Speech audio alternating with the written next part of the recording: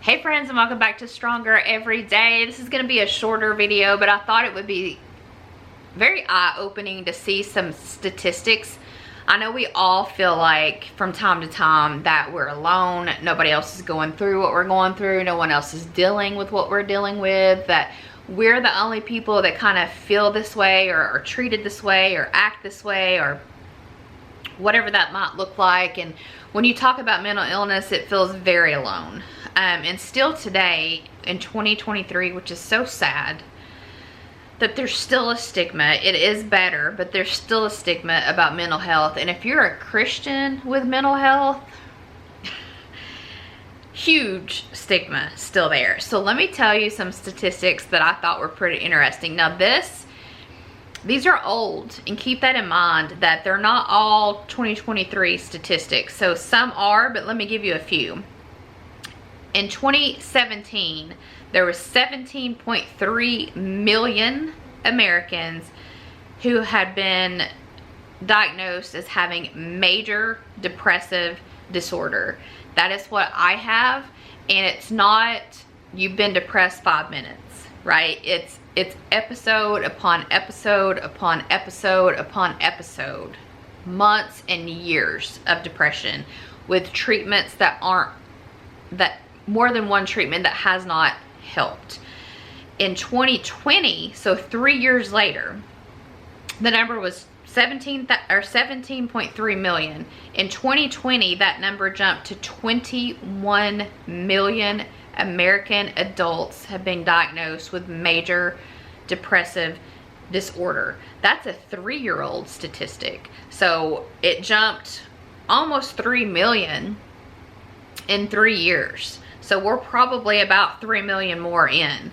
In 2018, 1.9 million children, and this is in the US, were diagnosed with depression. 1.9 million children, that's ages 3 to 17, were diagnosed with depression. 3 to 17. 1 in 4 adults suffer from a diagnosis of a mental disorder. So whatever mental, whether it be depression, anxiety, schizophrenia, bipolar, there's a plethora of mental illnesses. 1 in 4 US adults have been diagnosed with a mental health related diagnosis. 280 million people worldwide struggle with mental illness. 280 million people worldwide. More than 700,000 people commit suicide each year. More than 700,000 people choose to take their own life. That's one of the smaller numbers on this list, but it's one of the most depressing. 54% of Christians admit to at least one mental health issue. 54%, and the word to circle there is admit. There is such a stigma in our church system today, and we wonder why people don't want to have anything to do with the church. There are hardcore values that should not change, but there are things that people have made up over the years that make you're a Pharisee, basically. You're a Pharisee, making yourself look. You're all about the look, all about the appearance, and you're nothing about the substance, and you're nothing about the relationship with Jesus. Jesus would never treat fellow humans like some of our Christians treat people. And then we wonder why people don't want to have anything to do with the church. When you want people to have a perfect, my face is perfect, my body's perfect, everything's proportioned, nothing's showing, everything's perfect, whether I'm supposed to have a head covering or not have a head covering, tattoos are okay, tattoos are not okay, jewelry's okay, jewelry's not okay, pants or shorts are okay, dresses are the only thing you can wear. The way you speak, the day you worship.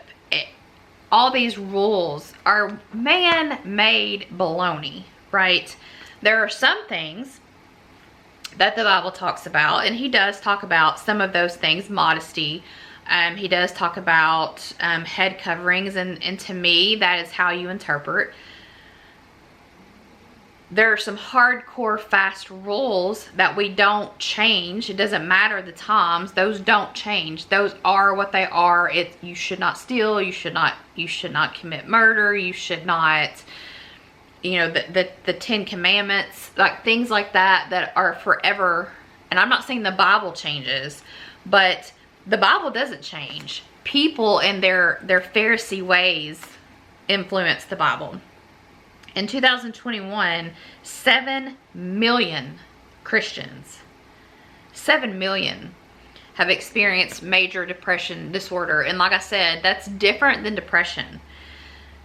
Major depression disorder, which is what I have, is when you have struggled and struggled and struggled and struggled, and you've sought treatment, you've sought help, you've sought medication, you've sought therapy, you've sought different things, and treatments aren't working, and you've had to change to something different and something different. As I've told you before, I've had depression for 28 years. I'm not exactly sure when I was diagnosed with major depression disorder. I want to say probably 15 years ago, maybe ish, somewhere in that area. So I hope these numbers kind of open your eyes. You're not alone, friends. And I've said this before. Try getting into a therapist or a counselor or a psychologist or psychiatrist and tell me about the wait time to get into one. You are not alone. Certainly that's the plot of the devil, is to make you feel alone. Nobody feels like you feel. Nobody acts like you act. Nobody speaks like you speak. You know, he was right there to hit me fast and hard when I got the call on my life from the Lord that, first off, you're a woman. Well, I'm pretty sure God knows that when he called me, right? When I was on the floor crying, bawling my eyes out. God knew I was a woman when he said, I want you to take what you've been going through and help people. Well, who do you think you are? Look at your past. Oh, I've got a past. I've got a past. I don't know anybody that doesn't have a past. I think probably most of us would be embarrassed if we had a little teleprompter back here and had all the things in our lifetime that we've done that aren't so Christian, right? That are ugly, the ugly side of things. There's been a lot that I have done wrong in my life. There's still today things that I do wrong in my life. There's attitudes that I have that I don't like. I told Nick, it's been 3 weeks ago, maybe ish, I was telling him about, I've had this attitude of pride and entitlement and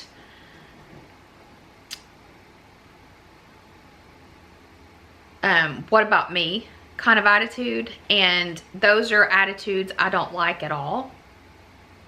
You can be proud of something, but prideful is what I'm talking about. And I felt that way about 2 weeks, and I could not stand it. Those are things I don't like. I don't like them in me, and I don't like them in other people. It's hard for me to those attitudes make me really have to take my focus off the person and put it straight back on God, right?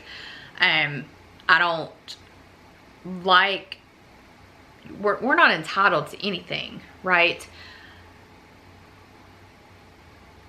And then being prideful on top of that, I struggled with that for about 2 weeks. And I think, to be honest, there was a couple situations going on, and I thought that, how could they act that way? How could they be that way? Some of it was coming from a bad place from them, but it was me kind of judging their behavior, and I'm not here to judge anybody's behavior. I have a hard enough time managing my own behavior without judging theirs, but I had started to judge theirs, and I told Nick, I said, I think part of it is because I'm more mentally healthy than I've ever been, that I'm not so focused on just surviving every day, that now I'm actually seeing other people and how their day-to-day is, and things that come out of their mouth that would have not been said 10 years ago, attitudes that would not have been said 10 years ago, just different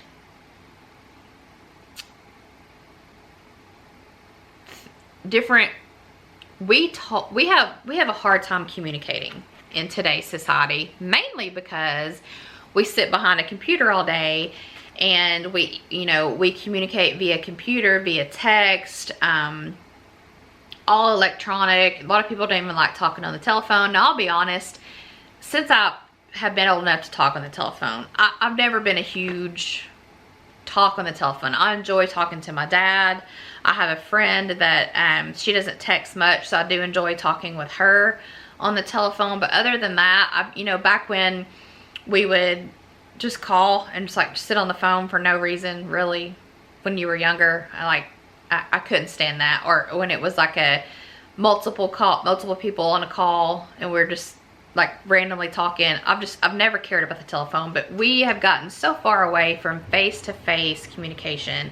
Face-to-face, so many things can get misinterpreted when you're sending a text. Like, I've done it. When Nick will send a text, I'm like, well, what's wrong with you? And he's like, what? Nothing, But anyway, I'm getting diverted. But I thought these statistics, another one our pastor had talked about, this has been, I don't know, 6 months ago, he was talking about, it was 72 or 73% of pastors. 72 to 73% of pastors admit mental health problems. Whether it be overburdened, overworked, whether it be a feeling of kind of condemnation, whether it be stress, whether it be burnout, whether it be, problems at home, whatever that is, pastors, they bought a cabin, our church, well, it was donated, and they're gonna fix a few things, like kind of fix it up, and it's gonna be for pastors only, just so they can take some time away for no charge. They can just take some time away and kind of regroup and recoup and give themselves a little bit of grace, because I think we think pastors, that little angels just kind of float them around, the world, them and their families, and they never have any problems, never have any stresses, never have anything, and that's 100% false.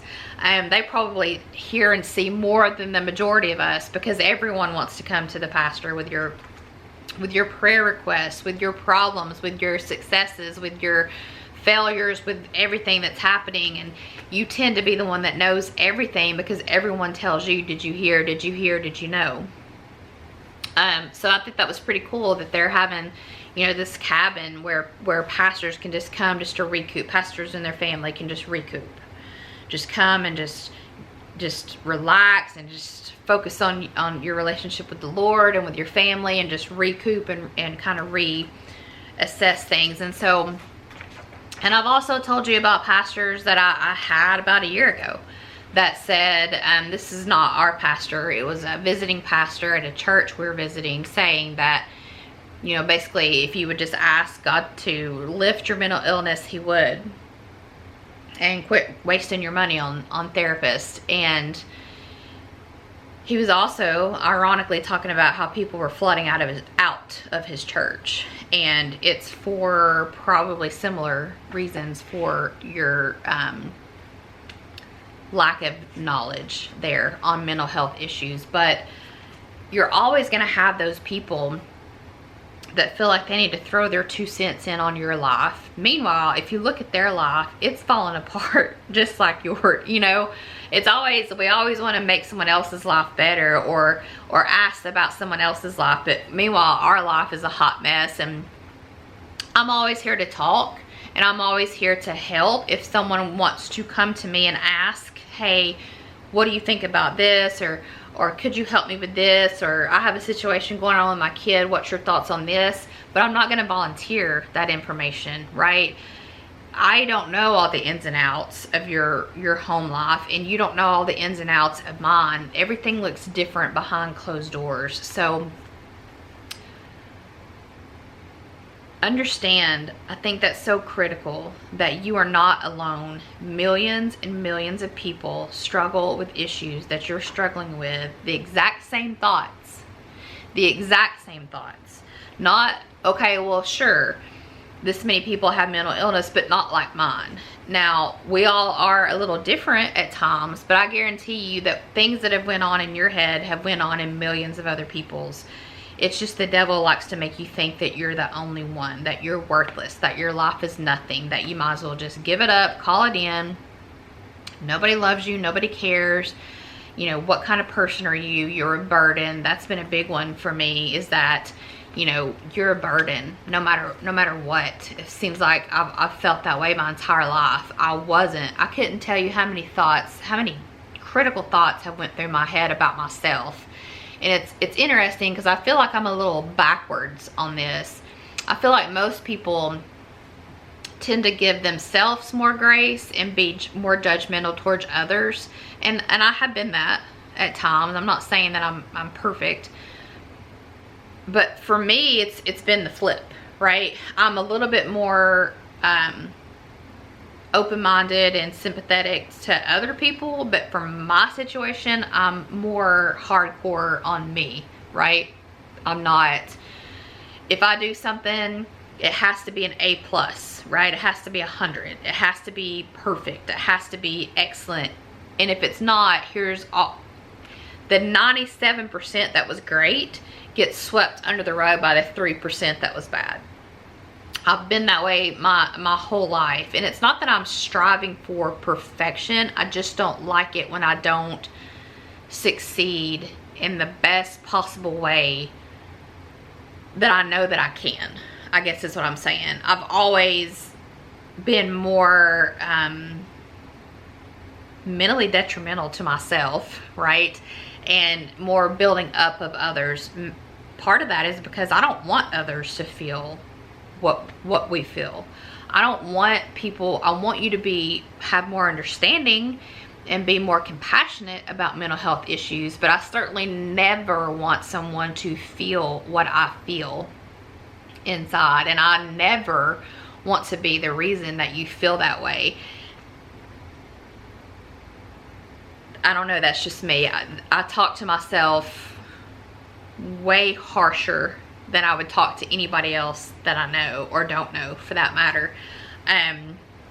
We talked about kind of keyboard warriors that get behind a computer and sometimes just to try to get somebody's goat. Sometimes, unfortunately, that's just their heart, and my heart hurts for them that there's that much anger and hostility and resentment and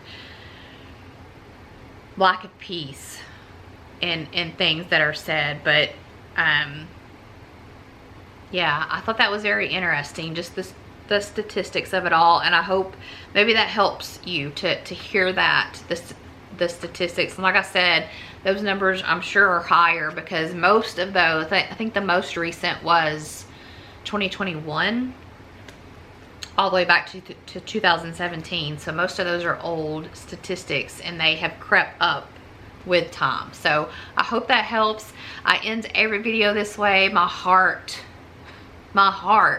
is that you feel this. If you didn't get or feel anything in the rest of the message, I hope that you feel this. God loves you. I love you. Your family loves you. Your friends love you. And we need you here. I love you, friends. We'll talk to you soon. Bye.